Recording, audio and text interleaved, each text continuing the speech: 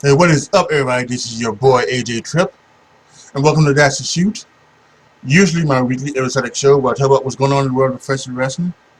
I took the last 3 weeks off just for a little, I guess you can say maybe, I don't want to say mental health break because nothing was really wrong with my mental health, but it was just a break.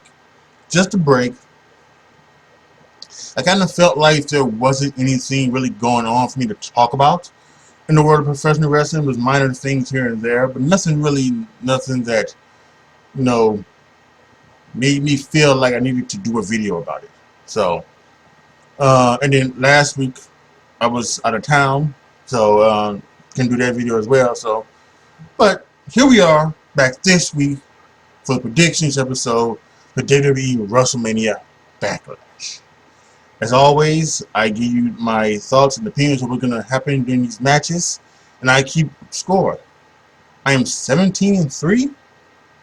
No, I'm not 17-3. I don't know what I am, but I'll calculate it and I'll get right back to you. So let's get on with the predicting. Okay, after checking the standings, I'm not 17-3. I was 17-3 before the entire WrestleMania weekend happened with Stand and Deliver and WrestleMania 38 Saturday and WrestleMania 38 Sunday. So after those three together, Stand and Deliver, then the WrestleMania Saturday and WrestleMania Sunday, I am 30-11 in my predictions. So we have 6 announced matches at the time of this recording.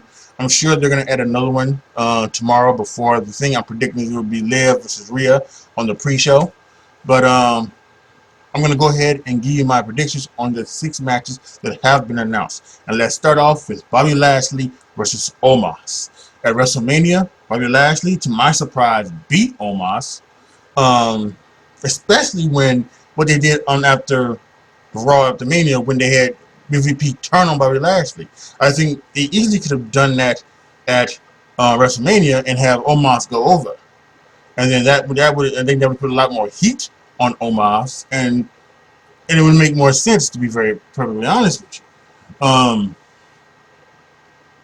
And Bobby Lashley beat Omas on the arm wrestling match, although Omas took him down.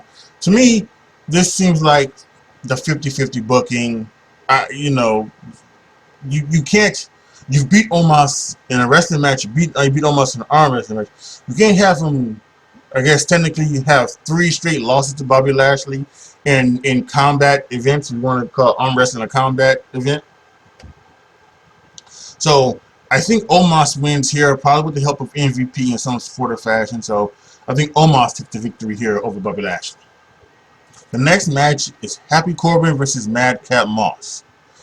Now they've turned Madcap Moss against Happy Corbin, but Madcap Moss is the babyface here, and he seems like he is getting over with the crowd. He's getting cheered, and they had him last night. He was chanting something, and the crowd was chanting along with him.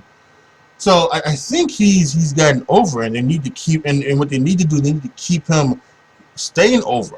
And I think one thing by do that is by beating Baron Corbin. You know, somebody said it on Twitter about The Miz, that The Miz can lose matches like the match he lost a couple weeks ago to Mustafa Ali, because he's The Miz, and he can and he doesn't lose heat.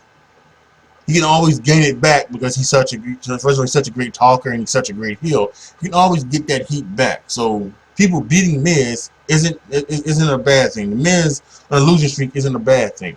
And the same thing goes for Baron Corbin. He's such a good heel and such a great talker and getting heat that him losing matches is not, that's not a big deal here. So I think what they need to do is if I'm correct, and Madcap Moss is getting over with the crowd, they need to continue that. Now it's up to Madcap Moss himself to continue that by the work in his ring, to work on the mic, getting better each and every time he is shown in front of the audience. He needs to get better. But I think also that we need to help him out just a little bit. And I think one of the things to do it is have him going over Baron Corbin. Now, if you want Baron Corbin to get his heat back after the match, I think that's totally fine. But Madcap Moss needs to win this match. He needs to beat Baron Corbin. So, for me, I am predicting Madcap Moss to beat Baron Corbin. I think this is just, this makes the most sense. You know, some of these matches are very tough to predict. I think all of these matches are tough to predict instead of the I Quit match. I think, to me, it makes it's malpractice if Ronda Rousey doesn't win that match. But that's, I'll wait for later on that. But a lot of these matches can go either way, including this one. Rematch, just like rematch from WrestleMania, Edge versus AJ Styles. Damian Priest has been banned from ringside. So will you go 50-50 here and give AJ the match? Or are you going to debut somebody new? Somebody, whether it's been one of the rumored people of Tommaso Ciampa, or what's her face, Rhea Ripley, or someone else shows up, or you just, you know, to me, I think, you know, I think that happens, and I think one of the things you can say is that you do that finish again, and then in June we have the Hell in a Cell pay-per-view. So then you go Edge, AJ Styles inside Hell in a Cell, and then you have AJ win it, get his final come up as that time. Maybe even do a tag match where it's Edge and Priest against Finn Balor and AJ Styles, since Finn and AJ came together kind of on Monday. We'll see what that happens. So I don't know. Again, this could go either way. But I kind of think that the way you do it is you have even if you're gonna go to Hell in a Cell, have them go 1-1. So have AJ Styles here beat Edge, and if you want Damian Priest to come down and beat him up and something like that, or anything like that, I think you have AJ Styles beat up Edge, beat Edge, and then you can start going down the route for your third match at Hell in a Cell. So I say AJ Styles should win against Edge. Another rematch for WrestleMania: Cody Rhodes versus Seth Rollins. The story here is that in WrestleMania, it was a special opponent. Seth Rollins did not know who he was facing until Cody Rhodes showed up. And now, with him now knowing it's Cody Rhodes, he will be more prepared for what's happening in all of Cody Rhodes and everything that Cody does, right? It even went into another level this past Monday, bringing up the American Dream. Dusty Rhodes got it. So, what happens now in this match? Does it escalate even more? We talked about Edge and AJ Styles. We have another match here that can escalate into a third match, being into headside Hell in a Cell between Cody and Seth. And I think by the way they went ahead and escalated to talking about Dusty Rhodes, Seth talked about Dusty Rhodes, it just seems like that could be the way it was headed. It could be the way where Seth Rollins has gone too far, and they need to end it inside Hell in a Cell. Having said that, do you really want Cody Rhodes to lose? I think that's the only way to do it, right? It's Cody Rhodes' babyface. It's one thing to have Edge beat AJ Styles, and then the third match, you know, he's a heel. He's of course, and the way I said it, Edge wouldn't beat AJ clean. He would fuck the babyface, as it's called, you know, by his new members or something like that. Cody's a babyface. So if Cody wins here, you just can't go into a third match. And Seth Rollins isn't the Miz. It isn't Baron Corbin. He isn't as hateable as it is where he can just get his heat back. He's over in that phase where he could be the kind of cool heel, even though he's not cool at all. But it seems like they love doing the with his music, right? And that just like they used to love doing, you know, singing along with Shinsuke Nakamura or anybody else. So again, but then this is a tough one, because how do you go about this? And see, I really do think it all depends on what they have set. Are they doing the 3-match thing, and they are going to have Cody Rhodes, and Seth Rollins inside Hell in a Cell? But you can't. But oh boy, it's so tough. It is so tough. And this is really why they shouldn't have Hell in a Cell as a pay-per-view for many reasons.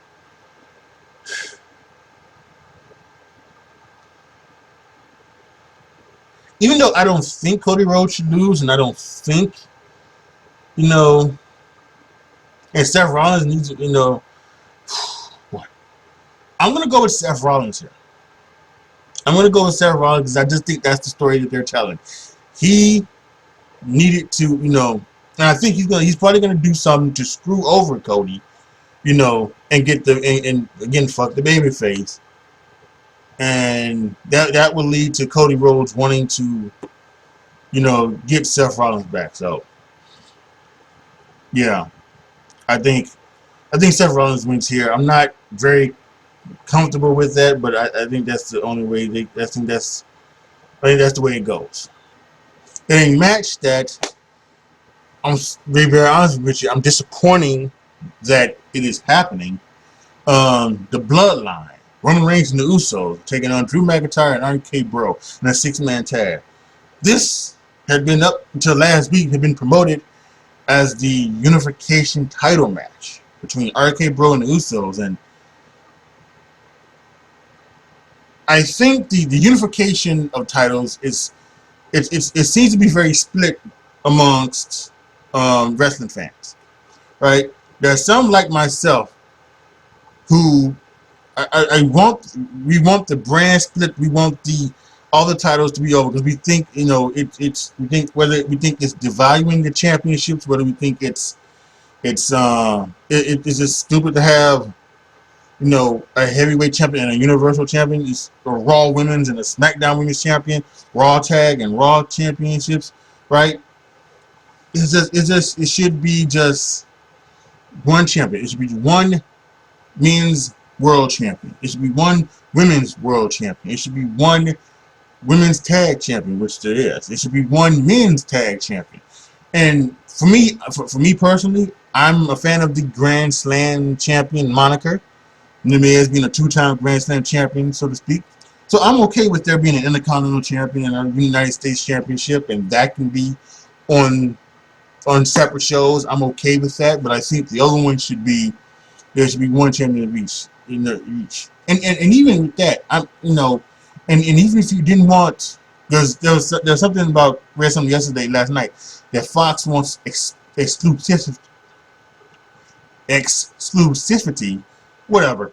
They want wrestlers just to be on their show, which sucks. It really sucks, Fox. You're screwing up this wrestling thing for us. Because brand split should be over. I mean, they went back with the brand split, I think, when they went to Fox, right? Oh no, it was even before then. It was 2016. I think they went to Fox in like 2017, 2018, something like that. So it's absolutely brand split has for going all the way back to 2003 when they did the brand split, right? Or was it 2002? Might have been 2002. Sometime after WrestleMania when they did the brand split, and it's gonna be for the first few years after that, it was the brand split was okay, but around 2007, 2008, the brand split started to get old. It really did. Started to get old, and then it lasted another 5-6 years before they realized that they needed to have people on both shows. And there's a way that you can have a roster and then have both shows. People don't need to be on both shows. The champion doesn't need to be. People complain about Roman Reigns not being on television or anything like that. The champion doesn't need to be on television every week. It doesn't. And again, that's why you have the Intercontinental champion and the United States champion, right? So that can be the progressive, not the progressive, but that can be what you are doing on each show, especially if you make them, if you make them like the Open Championships where it's defended each and every week. You know, I think people would like that, and people would be okay with that. But so I was kind of very happy that they were going to do the tag team unification match. And I was hoping that then that would lead to, them, Roman Reigns holding both titles, Usos holding both tag titles, and then maybe you would have Ronda Rousey holding both Raw and SmackDown Women's Champion, and then that would lead to that, and then they would just seemingly say, well, fuck it, let's just go ahead and let's just do this then, right? But that's not the way it seems like. It seems like that was never the case. They always wanted to do a 6-man tag between Roman Reigns and the Usos versus McIntyre and RK Bro. And that sucks. That being said, it's the match. Last 3 shows, I think they've done really good. I think they've made Drew McIntyre a threat to Roman Reigns, which is something good. And I think you could totally see Drew McIntyre beating one of the Usos. You can see RK Bro beating the Usos, right? I think you definitely see that. I think you can also see Roman Reigns, pinning Randy and Riddle. I don't think you're gonna see him pin Drew McIntyre. That looks like that could be the next, feud, or the feud down the line. Maybe the match that happens over in the UK. So again, this is another one. I just don't know where it seems like it goes.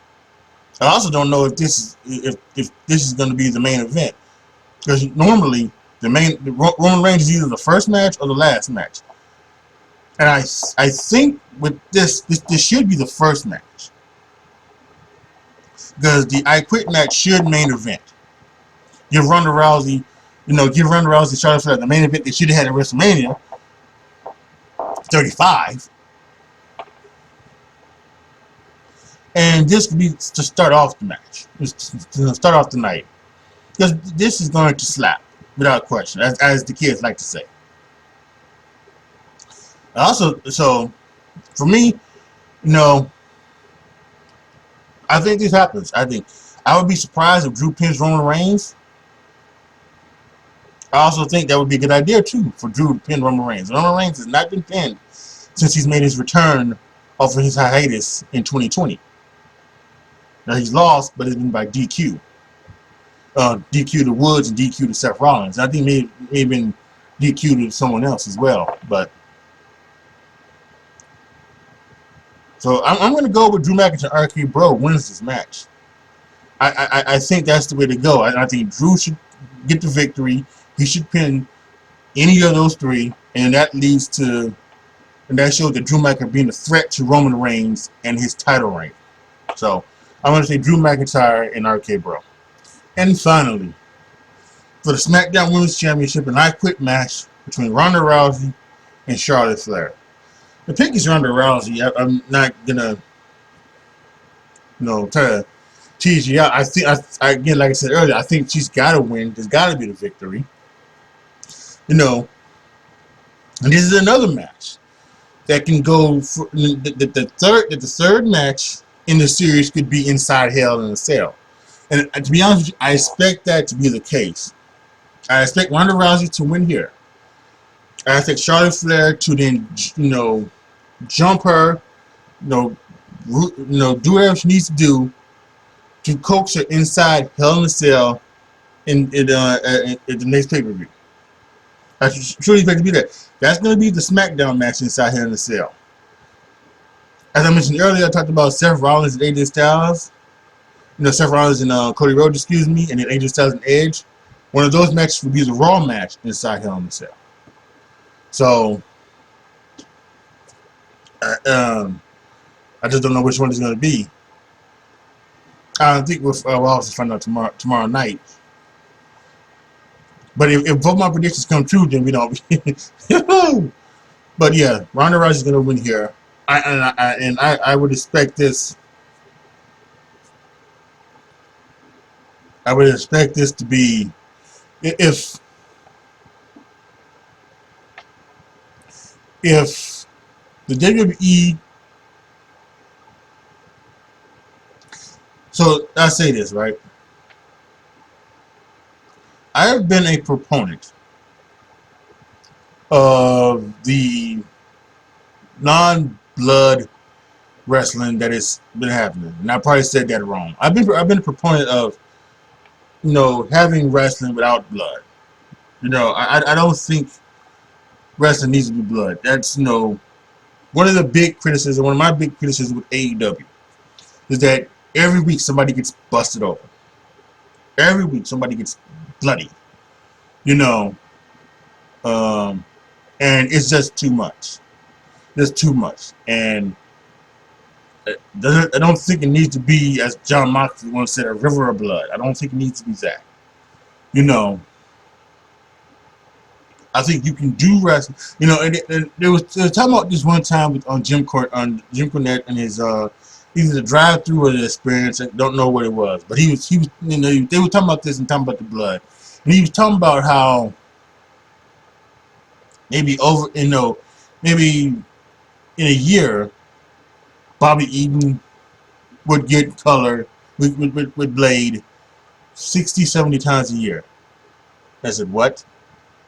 60, 70 times a year? He would, what? Because they were talking about maybe there being too much blood in AEW. That's too much. You're blading 60 or 70 times a year? Now, I never saw Bobby Eaton's forehead up close in person. It was never shown on television or anything like that up close for how his forehead looked. But I would not be surprised if that is truly the case. His forehead looking like Abdullah the Butcher's or Devon Dudley's or New Jack's or something like that. That's way too much. In my world, blood would be used once, maybe twice a year for big meaningful things. And maybe it would just be used as a part of this one series too, or maybe even like, you know, like the Undertaker. I'll go back to 1999. The Undertaker Steve Austin's rivalry, the first blood match that happened, where Undertaker kept busting open Austin to make sure the wound was fresh for that, you know, for I think it was Judgment Day, or what, you know, for Judgment Day. And to me, that's part of the story, and I can understand why there was much, you know, blood. But there were times when people would just be. I keep thinking about watching that Brock Lesnar documentary, and it seemed like each and every week on SmackDown, Brock Lesnar was either busted open or he was busting somebody open. And to me, that's crazy. I think you use it once or twice a year. And I think that this would be one of those times. Because I think this is one of those I quit match. You know, Charlotte is a Flair, so I'm sure she would bleed like crazy. I'm sure Ronda would want to do it. She would be okay with it. This would be one of those times where I would be okay seeing blood in a match, but I doubt that will happen. But this match this needs to be a fight, and I hope Charlotte Flair, Ronda Rousey can make it feel like it. I hope they can make it feel like it. It doesn't need to be a technical classic. I respect that from Kurt Angle and Chris Benoit in an I Quit match, right? Technical classic that way. In the way they've set this up, this needs to be a fight, a straight up fight. So I hope that's what happens. And like I said, I am predicting Ronda Rousey to beat Charlotte Flair and get this and win the SmackDown Women's Championship. All right, y'all. So to recap, I have Omas beating Wwe Lashley, Madcap beating Baron Corbin, AJ Styles beating Edge, Seth Rollins defeating Cody Rhodes, Drew McIntyre and RK Bro defeating the Bloodline, and Ronda Rousey winning the SmackDown Women's Championship. that is my predictions for WrestleMania Backlash. Make sure that tomorrow night, after WrestleMania Backlash, you are here live as I give you my rapid reaction as we go over what the match is, what what happens and everything like that. We'll go over it. We'll talk about it. We'll have some fun, okay? And make sure to continue to watch my channel as I have a bunch of stuff. I shouldn't say a bunch of stuff, but I have some other stuff that I want to do, and I hope to show you over the next month. Again, I think it'll be some really fun and interesting stuff. I'll give you a hint. It's kind of an annual tradition, one of these videos. So I think you guys will enjoy that as well. So please make sure you hit that like button, you hit that subscribe button, you hit that notification bell, so that when I go live or when I put out a video, it comes up as a notification on your phone, on your laptop, on your desktop, whatever. On your iPad, whatever. It'll let you know when I have a video for you. So, yes. Also, make sure you go to patreon.com / AJTRIP to become a patron. Because once you hit a certain amount of patrons, which I hit a certain amount of patrons, excuse me, you will be able to determine what you see here on my YouTube channel, what I talk about on my podcast, The Word According to Me, and what we do on the Twitch channel. Now, recently, I've been able to play some video games on the Twitch channel. I played like 10 hours of a couple weeks ago. I played like 10 hours of NBA 2K, and then like a week ago or something like that, a few days ago, I was able to play a few hours of Madden. Now, I tried to stream last night, and I get the longest I get was like 45 minutes before it started crapping out. So yeah, so who knows? It's things like that. But I'll say this: when I do my rapid reaction, I will be streaming on Twitch. My rapid reaction, not only here on YouTube, but on Twitch as well. So please make sure you click all of the links down in the description bar down below. You follow me, you subscribe to me, whatever you do, just do them all down there. So that's the way to go. Yeah. So post your comments down below. Tell me what you guys think. Give me your predictions on WrestleMania Backlash. Like the video, share the video, subscribe to the channel, and as always, thank you guys so much for watching. This is your boy AJTRIP signing off. As always, be good to each other, y'all. Be careful out there. And I am out.